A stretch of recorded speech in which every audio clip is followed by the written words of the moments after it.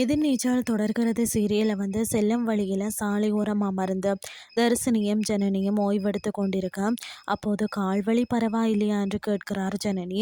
இதுவே வீட்டில் இருந்து கால் சரியில்லைன்னா பெட்டில் படுத்து முடியலைன்னு சொல்லியிருப்போம்.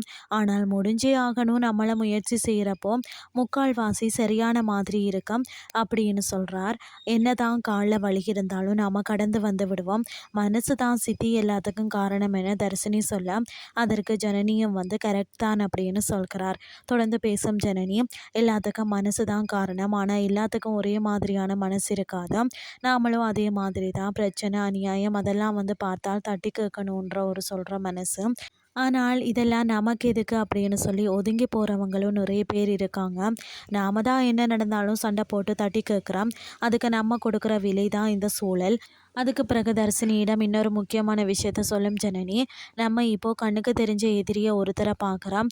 ஆனால் கண்ணுக்கு தெரியாத ஒரு எதிரி ஏதோ ஒன்று நிற்கிது.